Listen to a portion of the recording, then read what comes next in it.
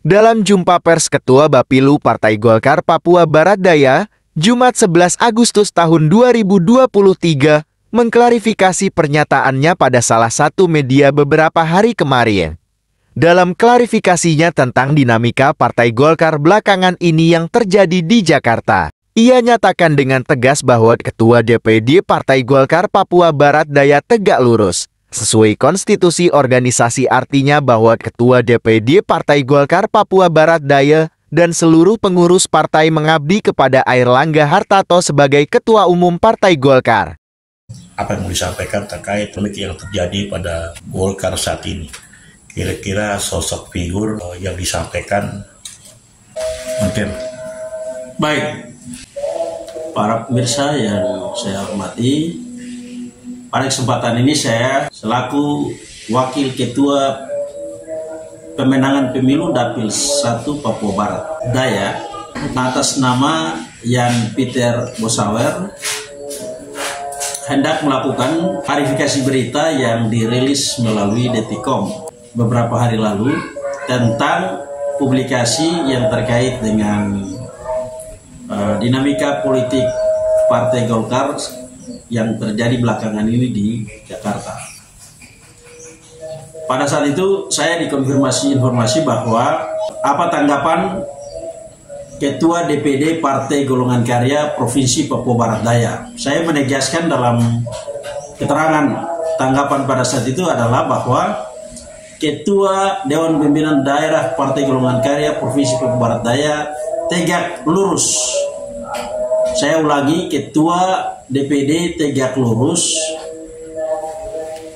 sesuai dengan konstitusi organisasi yang ada. Artinya bahwa Ketua dan seluruh pengurus kami mengabdi kepada kepemimpinan Ketua Umum Airlangga Hartarto. Penegasan ini telah dipublish oleh Ketua DPD Partai Golkar Provinsi Papua Barat Daya melalui rilis pers yang dilakukan 3 minggu yang lalu.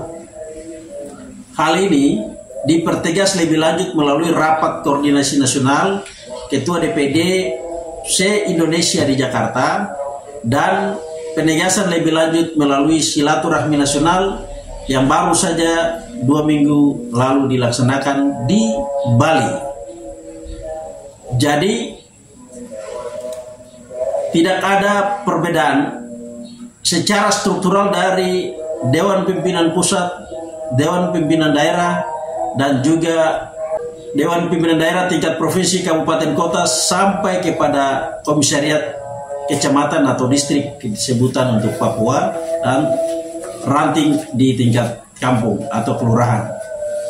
Partai Golongan Karya tegak lurus, kader seluruhnya tegak lurus. Dinamika politik nasional yang terjadi itu merupakan penegasan konstitusi bila mana terdapat kesalahan dan pelanggaran secara konstitusional, barulah dilakukan munaslup. Sepanjang itu tidak ada, maka tidak dibenarkan secara konstitusi untuk terjadi apapun. Hal lain yang perlu ditegaskan bahwa sesuai penegasan Ketua Umum Partai Golongan Karya Airlangga Hartarto bahwa setiap kader yang berkeinginan hendak menjadi atau mencalonkan diri sebagai Ketua Umum Partai Golongan Karya itu dibebaskan dan dibolehkan kebebasannya, tetapi melalui musyawarah nasional yang akan diselenggarakan pada tahun 2025, bukan melalui munaslup. Hal ini kita junjung tinggi dan menjaga eksistensi partai, integritas partai, marwah partai, kewibawaan partai dalam rangka konsolidasi menghadapi pemilihan umum tahun 2024. Jadi intinya kami tegak lurus. Tidak ada penyimpangan ke kiri, penyimpangan ke kanan, dan rilis berita yang dikeluarkan itu sudah keluar dari substansi berita yang saya sampaikan. Saat itu saya selaku kader patuh kepada ketum, patuh kepada ketua DPD, dan tertib di dalam komando sesuai dengan hierarki dan struktur tata organisasi. Jadi tidak benar seluruh isi berita yang dirilis. Demikian. Kira-kira persiapan yang akan dilakukan dari Partai Golkar, khususnya Golongan Karya Bawardaya, sejauh mana? Persiapan dalam rangka menghadapi pemilu Partai Golongan Karya, kami sudah melaksanakan tahapan sesuai dengan ketentuan PKPU nomor 7 tentang tahapan pencalonan. Kita sudah lalui sampai kemarin hari Senin yang lalu baru diserahkan daftar calon sementara dari seluruh calon yang diusung oleh Partai Golongan Karya, dinyatakan memenuhi syarat MS. Nah, selanjutnya hari ini tanggal 11 ini adalah verifikasi atau pemutahiran data terakhir dari partai-partai yang belum memenuhi syarat, yang sebagian dokumennya belum memenuhi syarat. Dan nanti secara internal KPU akan melakukan penetapan pada tanggal 18 dan tanggal 19 itu dilakukan pengumuman. Khusus untuk Partai Golkar, sesudah kita mengikuti mekanisme ini, selanjutnya dalam waktu dekat ini kami akan melakukan konsolidasi secara struktur dan berjenjang untuk menyiapkan tim dalam konsolidasi strategi pemenangan pemilu. Dan targetnya kami harus menang di Papua Barat Daya. Marginnya ya, bagaimana diketahui bahwa hari ini kita untuk Provinsi Papua Barat dari fraksi Partai Golkar yang dulu dapilnya itu dari wilayah Sorong Raya, kami memiliki 5 kursi yang sedang aktif. Ya, dalam perjuangan politik ini kita memastikan untuk bisa mendapatkan penambahan lebih dari 5 untuk mendapatkan kekuatan politik dan menjadi fraksi, dan kami akan mengusung calon gubernur Papua Barat Daya dari Partai Golkar. Itu sudah merupakan komitmen politik dari partai. Oke, beliau barangkali bisa ditambahkan, sejauh ini Partai Golkar sudah berkolaborasi dengan beberapa partai lainnya selain Golkar, dengan partai apa aja?